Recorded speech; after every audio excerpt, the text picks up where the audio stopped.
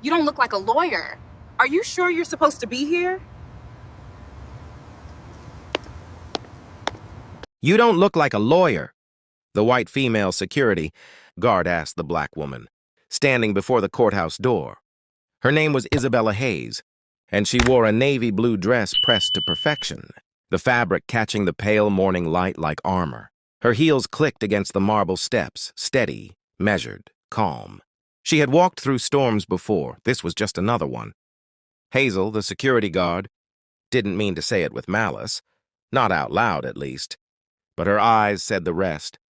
They scanned Isabella from head to toe, her brown skin, her tight curls pulled back in a bun, the faint scar on her hand from years of struggle. Hazel's tone carried the soft weight of disbelief that black women had learned to recognize too well. Isabella didn't flinch. She didn't explain herself. She didn't owe anyone an introduction to her brilliance. But behind that calm, the sting was real, familiar. She flashed her badge, steady hands, voice firm. The badge gleamed with the seal of the state bar, proof of every sleepless night, every unpaid internship, every time someone called her sweetheart instead of counsel. The courthouse doors were heavy, old oak that smelled of history and exclusion. Every inch of that building seemed to whisper names of people who never got their justice. Isabella stepped inside, the echo of her heels swallowed by silence and polished stone. Inside, portraits lined the walls, all white men, all solemn. Their eyes followed her as she passed, as if to remind her she didn't belong here, but she belonged everywhere she worked for. She had grown up not far from this courthouse, in a neighborhood they called, the wrong side of the city. Her mother, a school janitor, used to pass this building every morning, whispering to her daughter, "One day you'll walk in there, not to clean floors, but to make law." Isabella carried that promise like oxygen. The case she was here for wasn't small. It was State v. Carter, a civil rights case that had been quietly buried under paperwork and privilege. A young man, black, poor, unheard, accused of resisting arrest, though every camera showed otherwise. No one wanted to take it. Too political, too risky, too career-ending, they said. Isabella took it anyway, not for fame, but for faith. The courtroom was half empty, but every seat felt like a stage. The prosecutor smirked when she entered. The judge barely looked up. Even the clerk hesitated before saying her name aloud. "Attorney Hayes." She opened her briefcase, the same one her mother had bought from a thrift store when she got her first internship. Inside, everything was organized, evidence files, witness statements, a single worn Bible verse tucked in the flap. Let justice roll down like waters. Hazel, the guard from the door, lingered near the entrance, watching, curious, maybe even guilty. She had seen many lawyers come and go, none who looked like Isabella, none who walked with that mix of quiet grace and sharpened steel. The morning session dragged on. Legal jargon flew across the air like bullets. Objections, rulings, whispers. Isabella stayed silent until it was her turn. When she rose, the room shifted, something unspoken, like a tide turning. Her presence filled the space. Every word she spoke cut through the weight of centuries. Calm, factual, relentless. She didn't raise her voice. She didn't need to. Truth had its own volume. As she presented the footage, the evidence, the contradictions in the police report, the courtroom began to see what she had seen from the start. A young man's life twisted by a system that refused to see him as human. The judge's eyes softened. The jury leaned in. Even Hazel at the back felt something crack open, a question she couldn't name. By the end of the day, Isabella sat quietly, hands folded, eyes on the bench. No pride, no fear. Just focus. She had done what she came to do. The rest would be decided tomorrow. As the court adjourned, she gathered her files and walked back toward the exit. Hazel stood there again, eyes softer this time. The world didn't change in a day, but sometimes it began at a door. The same door someone tried to close. Outside, the sun was setting, painting the courthouse gold. Isabella looked up at it, feeling her mother's words echo through the wind. She had faced worse than judgmental eyes. She had faced silence and survived it. And tomorrow, she would face something even greater. The verdict. The courthouse looked different in the morning light. Quieter, colder. as if holding its breath. Dew clung to the steps like tears not yet shed. The flag outside hung motionless against a pale gray sky. For most people, it was just another weekday. For Isabella Hayes, it was the day everything she believed in would either rise or fall. She stood at the bottom of those marble steps again, the same place where yesterday someone questioned her belonging. Today, she didn't glance at the door or at the guard who waited beside it. She had already crossed that line once, the line between doubt and destiny. Now she was here for something greater than pride. She was here for proof. Inside, the air carried a tension that lived in the bones of every courthouse in America. Heavy, quiet, charged. The janitor mopped the hallway slowly, pausing to nod at her as she passed. He didn't know her name, but he recognized the look. The look of someone who had been underestimated too many times to ever stop fighting. In the mirror by the restrooms, Isabella checked her reflection. The navy blue dress still held its perfect shape, but her eyes showed the truth. Sleepless nights, whispered prayers, 1,000 invisible bruises from battles fought behind closed doors. Yet beneath the exhaustion lived something stronger, purpose, her. Mother used to say purpose was the only thing that didn't wrinkle with time. In the courtroom, the same faces gathered again. The prosecutor sat with his silver tie pin, smiling like someone who already knew the ending. The young defendant, Marcus Carter, sat beside her, wrists free but spirit shackled. His mother clutched her purse in the back row, afraid to hope out loud. Hope had betrayed her too many times before. The judge entered, gavel sharp against wood. Silence dropped like a curtain.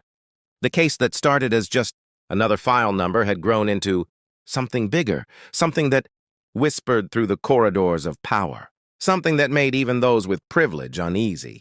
The jury filed in, faces expressionless. Isabella could feel their thoughts hovering. People torn between what they saw and what they were taught to believe. In this room, truth had to be sharper than prejudice, colder than comfort, louder than history. She rose when called, her posture unshaken. Her briefcase rested beside her like an old companion, worn but loyal. Inside it, a stack of papers, evidence, timelines, a single photograph of Marcus lying bruised on concrete. She remembered holding that picture for the first time, feeling her stomach twist, not because it was new, but because it wasn't. It looked like every other boy she knew growing up. When she began her closing argument, she didn't perform. She didn't pace or raise her hands dramatically. She spoke the way her mother used to pray, slow, deliberate, believing every word mattered. She spoke about law, about evidence, about the camera footage that showed Marcus standing still, his hands visible before the officer shoved him.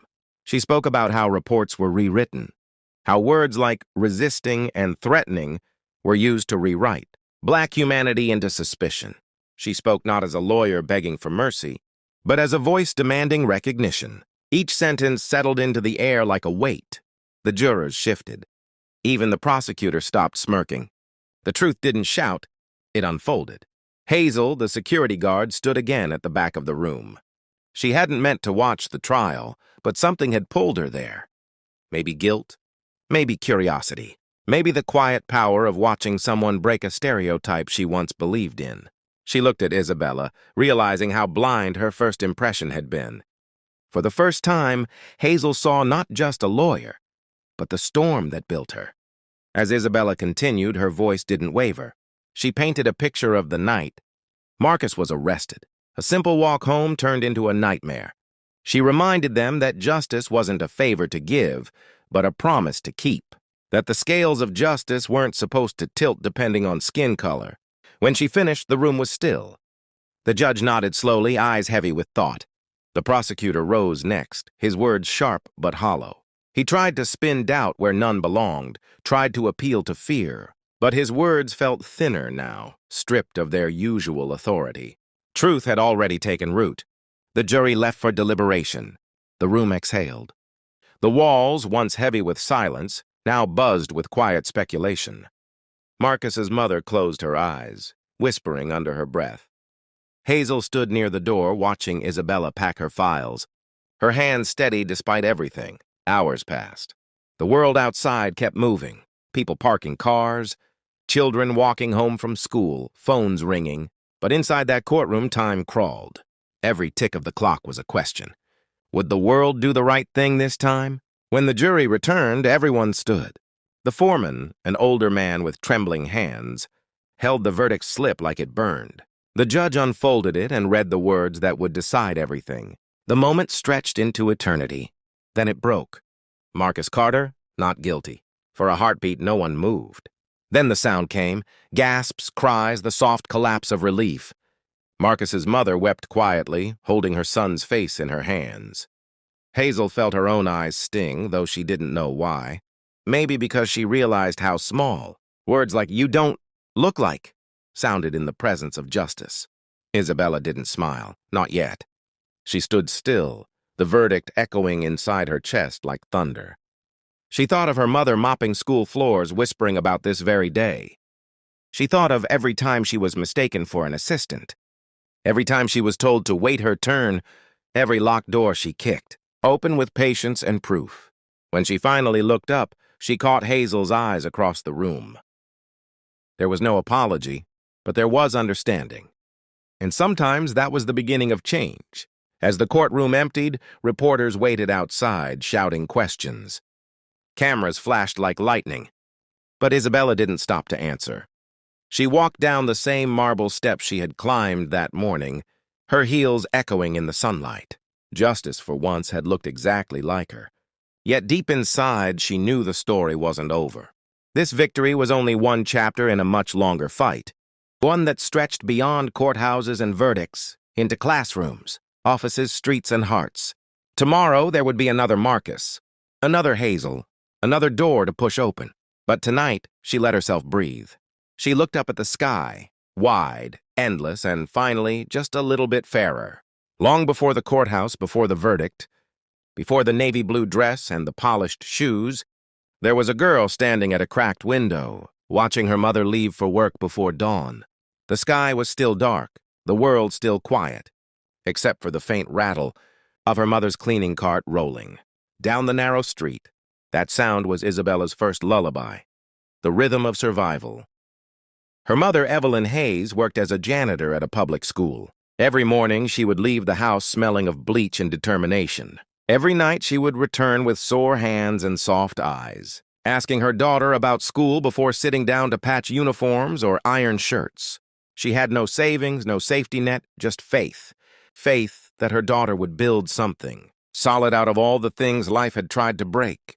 Isabella grew up surrounded by the quiet hum of ordinary struggle. The apartment walls were thin, the rent always late, but her mother made sure books were never out of reach. Every Friday, she would take Isabella to the public library, her uniform still on, hands calloused but gentle as she guided her daughter's fingers over pages of stories about people who changed the world. That's where Isabella first learned about Thurgood Marshall, Constance Baker Motley, and the battles fought inside courtrooms that didn't welcome faces like hers. She read about laws used as weapons and people brave enough to turn them into shields. Something ignited in her then, a dream too big for their small apartment, too sharp for anyone to dull. But dreams don't grow without resistance. At school, she was the girl who spoke too proper, who loved reading more than gossip, who corrected teachers when they skipped over Black history. She carried her mother's last name like armor, but even armor cracks. The first time someone called her just another statistic, she went home and cried quietly in the corner of their kitchen. Evelyn didn't hug her. She never believed in soft answers. She simply placed her mop down, looked at her daughter and said, "Then prove them wrong." From that day, Isabella worked like someone who had no choice, because she didn't. She studied under flickering streetlights. When the power got cut off, she saved lunch money to buy secondhand law books. Every setback became fuel. In college, she was one of only 2 Black women in her pre-law program. Professors overlooked her hand when she volunteered answers. Study groups forgot to include her, but she learned to be her own group. She sat alone in libraries, her notes color-coded, her heart heavy but steady.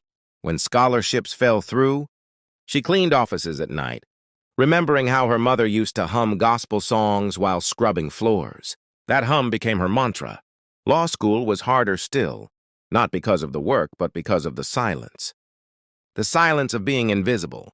In spaces that praised diversity, but feared difference. Every time she spoke, she saw the flicker in their eyes, surprised that someone like her could sound like this. Yet she never gave them anger. She gave them excellence. Every paper, every argument, every exam, she built her credibility one paragraph at a time. She graduated near the top of her class, but still, job offers came slow.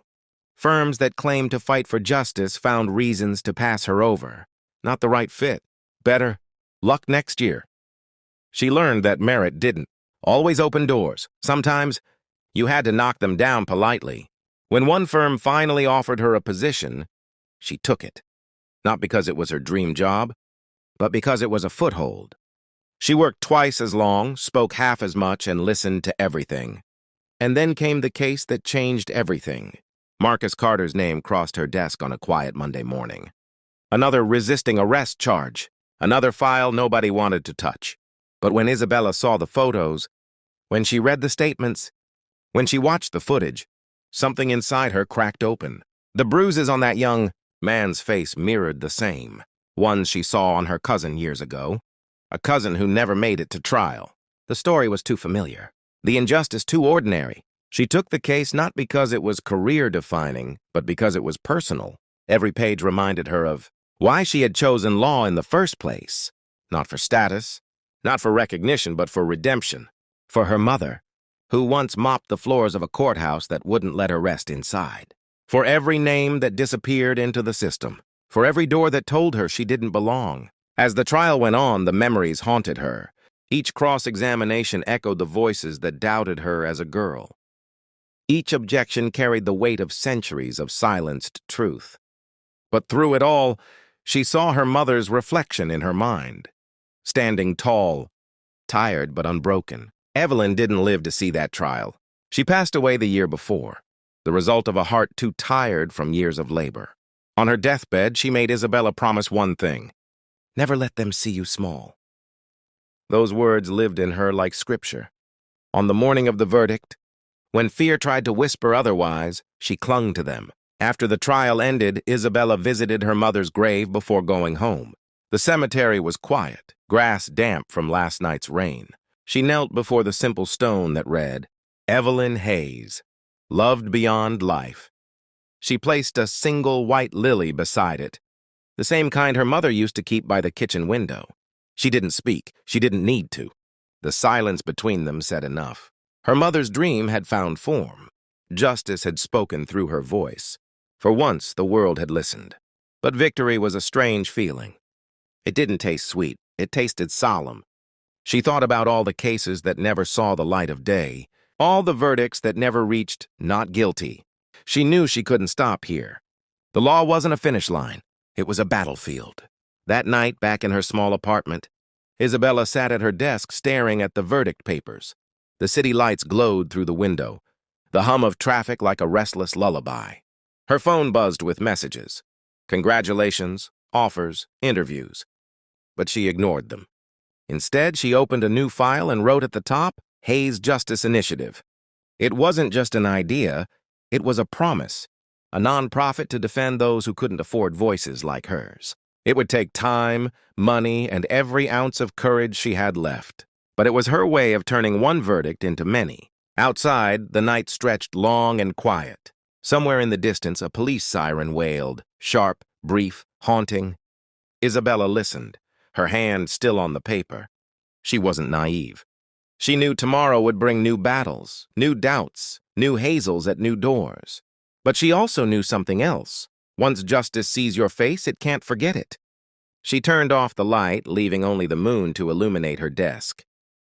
The papers fluttered softly in the breeze, carrying her mother's whisper through the room like a prayer reborn. The next morning, Isabella would wake to headlines, to praise, to skepticism. But tonight she rested, not as someone finished, but as someone just beginning. The headlines came first. Young black attorney wins landmark case. State vs. Carter shakes the system. Meet the woman who redefined justice. Her name, Isabella Hayes, was suddenly everywhere.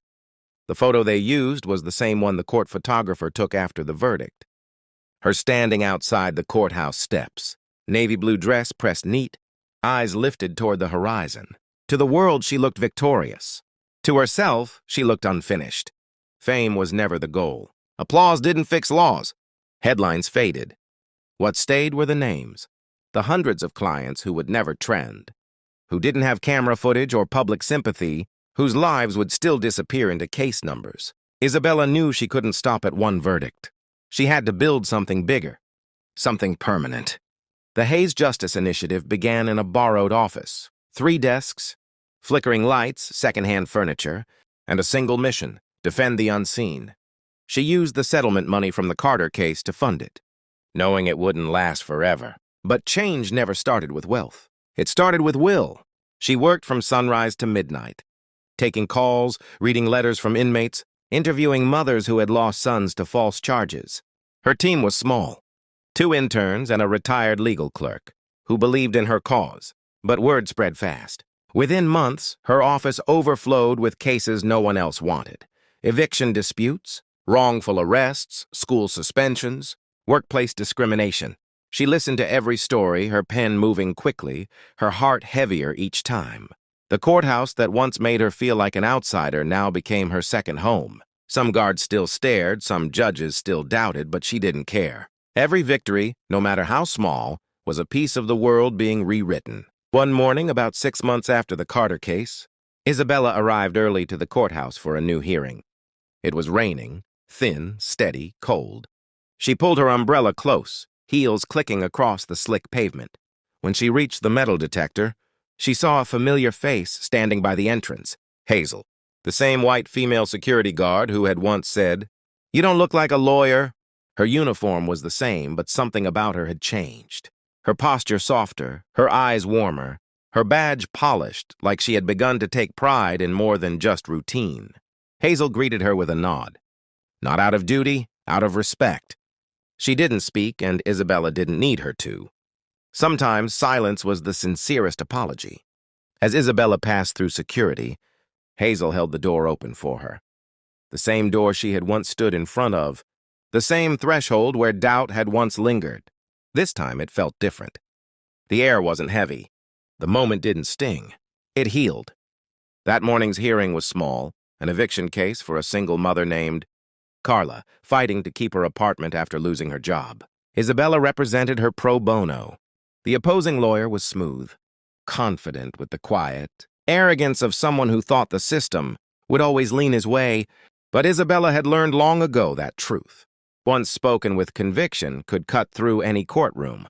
She stood before the judge, calm and certain, and made her case, point by point, fact by fact, her words grounded in empathy and evidence. The room listened. The mother's eyes glistened. When the judge ruled in their favor, Isabella didn't smile. She just nodded quietly. It wasn't about celebration. It was about correction, one small piece of the scales tipped back toward fairness. Afterward, Hazel found her outside, standing under the courthouse awning while the rain eased to a mist. She handed Isabella a cup of coffee, hot, black, no sugar. The same kind Isabella drank every morning. A small gesture, but in its simplicity, it carried history. Hazel spoke softly, her voice uncertain at first, but sincere.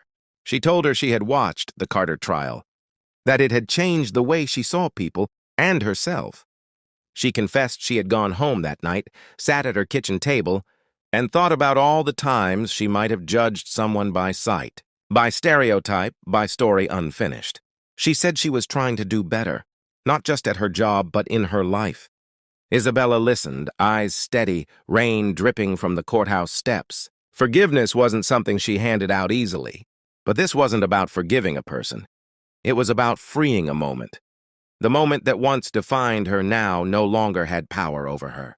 She thanked Hazel, and as the guard smiled, tentative, grateful, Isabella realized something profound. Even small awakenings could shift the world inch by inch. Over the months, the Hayes Justice Initiative grew. Donations came from unexpected places. Law students volunteered. Retired attorneys offered mentorship. The office walls filled with photos, not of victories, but of people. Faces once dismissed, now remembered. But success brought challenges, too. There were threats, online and off. Critics who said she was too emotional, too radical, too focused on race. She received hate mail disguised as advice. Phone calls that ended with silence. Still, she kept going. Her mother's voice guided her through the noise. Never let them see you small. Then came the day that would test everything she built. A new case landed on her desk. Hazel's nephew, a teenage boy arrested for shoplifting. The case was minor on paper, but the stakes were high. Hazel came to her office in tears, not as a guard, not as a skeptic, but as a desperate aunt. Her nephew had been roughed up during the arrest. The police report painted him as aggressive. The footage told a different story. Isabella listened carefully, then quietly agreed to take the case. She didn't mention irony or revenge. This wasn't about repayment. It was about principle, about proving that justice didn't discriminate even when the world did. In court, she defended Hazel's nephew with the same grace she had shown Marcus Carter. The evidence was clear, the bias familiar. And when the verdict came back not guilty, Hazel wept openly in the hallway, hugging Isabella like someone who had finally understood the full weight of grace. That moment became the true ending of their story.